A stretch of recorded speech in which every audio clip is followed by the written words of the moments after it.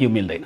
राज्य आफैले आफ्नो नागरिकहरूलाई आफ्नो देशमा राखेर अथवा अडिने खालको वातावरण बनाएर तिम्रो समुन्नति यही सम्भव छ, तिम्रो जीविकोपार्जन यही सम्भव छ, तिम्रो चाहिँ यो सन्तुष्टि यही सम्भव छ भनेर त्यसतर्फ चाहिँ उसको काम चाहिँ केन्द्रित हुनुपर्ने ठाउँमा अब ल अब म आफै कम्पनी खोल्छु, सरकारी कम्पनीबाट तिमी ढुक्क भएर विदेश जाऊ र अरूको देश बनाऊ भनेर भन्नु यो सिद्धान्त त यो मेल खाने कुरो भएन। यसरी यसलाई प्रमोट गर्न हुँदैन। एक दोस्रो कुरो चाहिँ राज्य आफैले यस्ता चिजहरू गर्ने होइन, यो चाहिँ प्राइभेट सेक्टरसँग चाहिँ सहकार्य गरेर तत्कालको लागि छोटो अवधिको लागि जानुपर्ने हाम्रो यथार्थ र बाध्यता छ। किनभने यहाँ सबैलाई रोजगारी उपलब्ध छैन, कति समयसम्म हो, केही वर्षसम्मको लागि यो गर्नुपर्ने अवस्था हुँदाखेरिमा प्राइभेट सेक्टरसँग गर्ने हो। अब प्राइभेट सेक्टरले चाहिँ इल प्र्याक्टिसेसहरू गर्यो भनेर अब म आफै पठाउँछु भन्ने होइन कि त्यसलाई एकाउन्टेबल बनाउनु पर्यो, त्यसलाई नियमन गर्नु पर्यो। हाम्रा नियम कानुनहरू छन्, अहिलेका कानुनहरूमा लुपहोलहरू छन् भने त्यसलाई करेक्सन गर्ने र त्यसलाई नियमन गर्ने।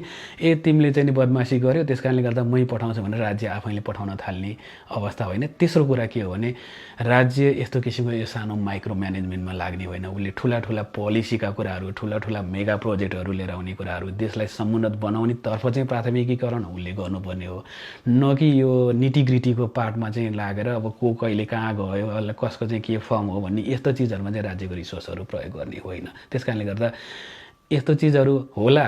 अहिले चाहिँ नि एउटा जुन परिणामस्वरूप यो जुन टसलहरू भइरहेछ, दुईतर्फी यो जुवारी चलिरहेछ होइन, म देखाइदिन्छु भनेर एउटा कम्पनी खोलेर केही समय पठाउनलाई त त्यसलाई चाहिँ सम्भव पनि बनाउन सक्दो हो, तर यो दिगो हुँदैन र यो सिद्धान्त त मेल खाँदैन र यसो गर्नु पनि हुँदैन।